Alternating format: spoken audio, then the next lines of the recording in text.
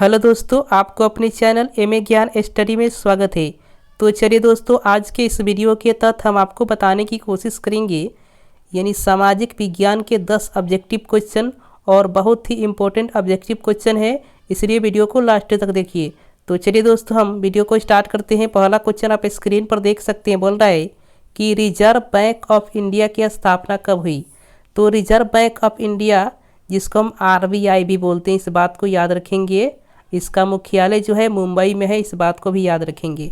Option है 1932, 1934, 1936, 1938। तो इसका राइट आंसर क्या हो जाएगा? ऑप्शन नंबर बी, 1934 में रिजर्व बैंक ऑफ इंडिया की स्थापना हुई। और इस बात को भी याद रखेंगे कि भारत का केंद्रीय बैंक कौन है, तो रिजर्व बैंक ऑफ इंडिया यानी आरबीआई है। इस बात को भी याद रखेंगे, आपसे पूछा जा सकता है। अब आइए अगले क्वेश्चन की तरफ चलते हैं। 2 नंबर जो क्वेश्चन बोल रहा है कि सुनामी किस स्थान पर आता है। तो यहाँ सु से आप समझ सकते हैं। ऑप्शन है स्थल, समुद्र, आसमान, इनमें से कोई नहीं। तो सु से हो जाएगा समुद्र। तो यह जो है सुनामी जो होता है समुद्र में आता है, तो इसका राइट आंसर हो जाएगा ऑप्शन नंबर बी यानी समुद्र। आइए अगले क्वेश्चन की तरफ चलते हैं। अगला जो क्वेश्चन 3 नंबर आप देख सकते हैं, करे इनमें कौन मानवीय आपदा है। तो मानवीय आपदा क्या होता है? जो मानव के द्वारा उत्पन्न किया जाता है। ऑप्शन है सुनामी, बाढ़, आतंकवाद, भूकंप। तो इसका राइट आंसर हो जाएगा ऑप्शन नंबर सी, आतंकवाद, जो मानव के द्वारा उत्पन्न किया जाता है। सुनामी तो समुद्र में आता है, प्राकृतिक आपदा है। बाढ़ भी प्राकृतिक है और भूकंप भी क्या है, पूरा प्राकृतिक है। इस बात को याद रखेंगे। लेकिन यहाँ मानवीय आपदा पूछा गया है, जो मानव के द्वारा उत्पन्न किया जाता है। तो इसका राइट आंसर हो जाएगा option number C. 4 number question की तरफ चलते हैं। तो 4 नंबर क्वेश्चन आप देख सकते हैं, बोल रहा है वार एंड पीस किसकी रचना है। यहाँ आपको याद करना है इसको। तो वार एंड पीस किसकी रचना है? ऑप्शन है कार्ल मार्क्स, टॉलस्टॉय, लेनिन, इनमें से कोई नहीं। तो इसका राइट आंसर हम बता देते हैं। इसका राइट आंसर हो जाएगा ऑप्शन नंबर बी, टॉलस्टॉय की रचना है वार एंड पीस। इस बात को याद रखेंगे।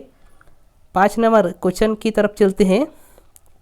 तो 5 नंबर जो क्वेश्चन बोल रहा है, करे मलबे के नीचे दबे हुए लोगों का पता लगाने के लिए किस यंत्र की मदद ली जाती है।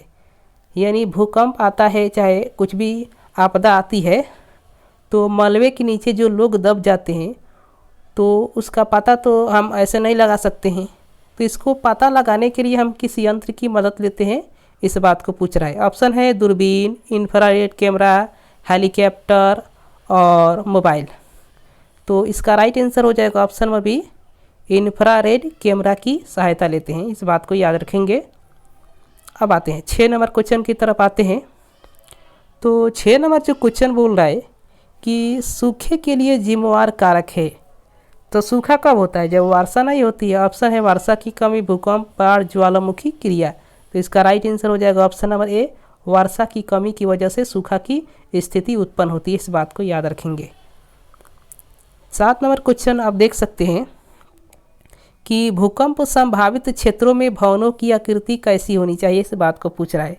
यानी जहां भूकंप आने की संभावना होती है, तो वहां भूकंप से लोगों को किसी प्रकार की कोई नुकसान ना हो, इसके लिए जो है भवन जो बनते हैं उसकी आकृति कैसी होनी चाहिए, इस बात को पूछ रहा है। ऑप्शन है अंडाकार, त्रिभुजाकार, चौकोर, आयताकार। तो इसका राइट आंसर है, सबसे राइट आंसर आयताकार होना चाहिए भवन की आकृति। 8 नंबर क्वेश्चन की तरफ चलते हैं। तो बोल रहा है गैरिबोल्डी पेशे से क्या था। आपको जो यूरोप में राष्ट्रवाद है उसमें मिलेगा, पूछेगा गैरिबोल्डी पेशे से क्या था। पहला चैप्टर से है, हिस्ट्री का चैप्टर से पहला चैप्टर। ऑप्शन है सिपाही, किसान, जमींदार, नाविक। तो इसका राइट आंसर क्या हो जाएगा? ऑप्शन नंबर डी, नाविक था गैरिबोल्डी पेशे से। इस बात को याद रखेंगे।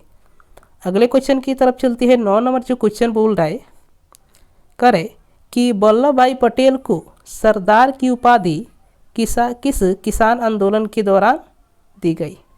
तो कौन सा किसान आंदोलन हुआ जिसके दौरान सरदार वल्लभ भाई पटेल को सरदार कहा गया? तो महिलाओं के द्वारा कहा गया। अब उस आंदोलन का नाम बताना है आपको। ऑप्शन है बारदौली, अहमदाबाद, खेड़ा, चंपारण। तो इसका राइट आंसर हो जाएगा बारदौली। बारदौली आंदोलन के दौरान वल्लभ भाई पटेल को सरदार की उपाधि मिली थी। इस बात को याद रखेंगे। 10 नंबर जो क्वेश्चन बोल रहा है, करे बोल्शेविक क्रांति कब हुई? बोल्शेविक जो क्रांति हुई थी कब हुई थी पूछ रहा है।